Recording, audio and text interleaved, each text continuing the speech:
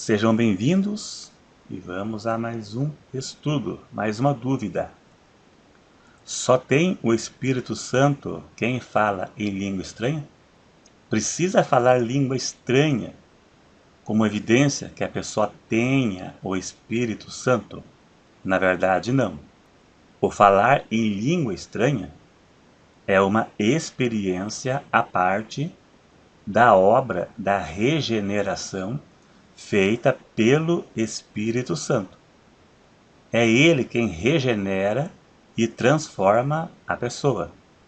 Veja o que Samuel disse para Saul: "E o Espírito do Senhor se apoderará de ti, e te mudarás em outro homem." Veja bem o que ele disse. Isso mostra que quando o Espírito Santo se apodera de uma pessoa, a vida dela muda. Não pode mais continuar a mesma coisa. Mas a vida muda no sentido espiritual, no sentido de dar frutos. Eu não estou falando de mudança de ficar rico, de cura.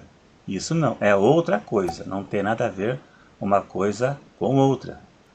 Aí vê que a evidência daquele que tem o Espírito Santo são os seus frutos, a sua mudança de vida, a mudança de comportamento, a mudança de personalidade, de caráter. Sem o Espírito Santo não há conversão. João 16, verso 8 diz que o Espírito Santo é quem convence a pessoa do pecado.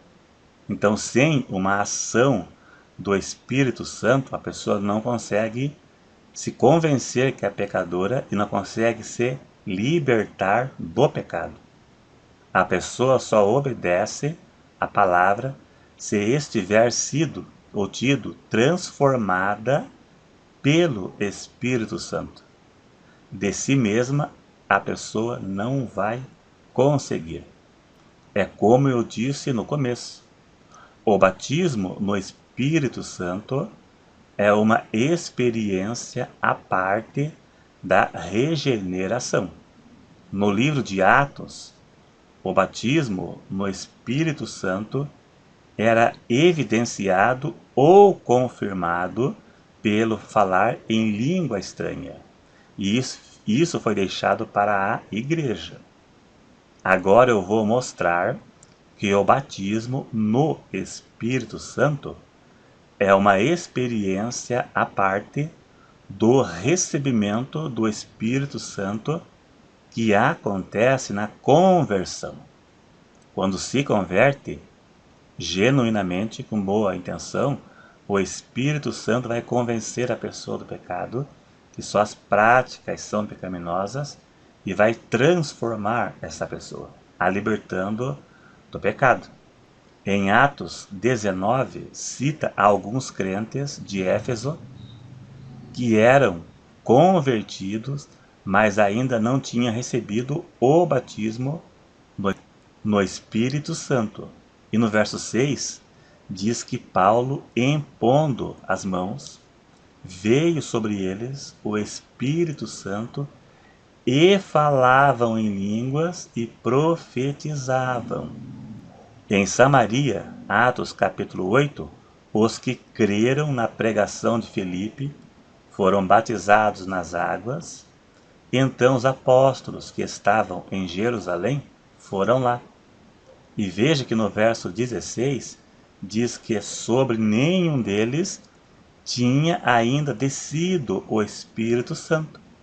Então no verso 17 diz que impuseram as mãos e receberam o Espírito Santo. Veja, eles já eram convertidos, já tinham sido transformados pelo Espírito Santo, mas não tinham sido batizados com o Espírito Santo, que é uma experiência à parte, sem sombra de dúvida. Em Atos, capítulo 9, na conversão de Paulo, ele foi batizado nas águas e recebeu o batismo no Espírito Santo já em seguida. Na casa de Cornélio, em Atos capítulo 10, foi a mesma coisa. Primeiro se converteram e receberam o batismo no Espírito Santo e falaram em línguas. Então se converte e depois fala em língua. O batismo não é para perdido, é para convertido. Estas citações que eu falei deixa claro que o batismo no Espírito Santo é uma obra distinta da regeneração. Veja que os apóstolos, em João capítulo 20, verso 22, Jesus assoprou sobre eles e disse: recebei o Espírito Santo. E só em Pentecostes que eles foram batizados no Espírito Santo. Veja em Atos 1, verso 8, o que Jesus disse para eles depois deles terem recebido o Espírito Santo. Veja bem, mas recebereis a virtude do Espírito Santo que há de vir sobre vós. E olha que no capítulo 20 e 22 já tinham recebido o Espírito Santo. Mas essa experiência aqui, eles ainda não tinham vivido. E se cumpriu em Atos capítulo 2, no dia de Pentecostes. Veja que Pedro disse na casa de Cornélio que os presentes que estavam lá receberiam o Espírito Santo, receberam o Espírito Santo, assim como eles também receberam o Espírito Santo. Veja bem, está provado e comprovado que é uma experiência à parte da regeneração. Não cabe a menor sombra de dúvidas. Não tem como ficar dúvidas. João Batista afirmou que Jesus batizaria com o Espírito Santo e com fogo. Mateus 3, verso 11. Eu, na verdade, vos batizo com água para o arrependimento, mas aquele que vem após mim é mais poderoso do que eu. Ele vos batizará com o Espírito Santo e com fogo. Se cumpriu em Atos 2, no dia de Pentecoste, quando a igreja foi fundada. Agora vamos analisar em partes. Preste atenção. Quando uma pessoa se converte, ela recebe o Espírito Santo no ato da conversão. Efésios 1, verso 13, lá diz que a pessoa é selada com o Espírito Santo. Isso é geral. E ele que convence a pessoa do pecado. João 16, verso 8. Transforma a pessoa. 1 Samuel 10, 16. Diz que o Espírito Santo se apoderou de Saul. E ele foi transformado num novo homem. Um homem espiritual, cheio de poder. Então fica claro, sem o Espírito Santo é impossível uma pessoa compreender e obedecer a palavra. Sem uma atuação direta do Espírito Santo na vida de uma pessoa, é impossível ela se salvar. A pessoa só obedece a palavra se estiver cheia do Espírito Santo. Sendo assim, todo crente genuinamente convertido tem o Espírito Santo. Senão ele não se converte, não se convence do pecado e não é transformado e não é liberto do pecado. Língua estranha é outra coisa.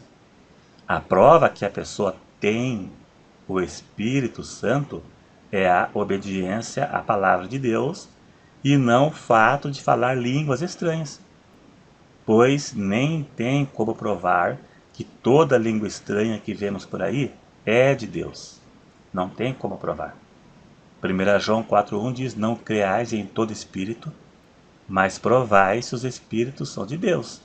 Se fosse assim que identificasse uma pessoa como tendo o Espírito Santo, a pessoa teria que falar língua estranha para provar que ela tem o Espírito Santo. É bem estranho. Se identifica pelos frutos. Ela vai produzir frutos. Vai mudar de conduta, vai mudar o seu caráter, sua personalidade.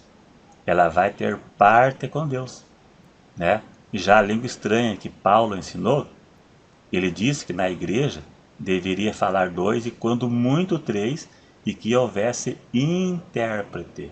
Só poderia falar em voz alta se houvesse intérprete para edificar a igreja, porque senão só edifica quem está falando. Se não houver intérprete, que fale consigo mesmo para a edificação própria.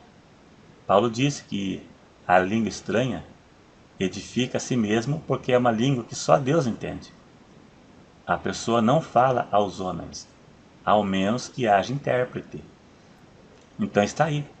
Todo convertido tem o Espírito Santo se a sua conversão foi genuína, senão não.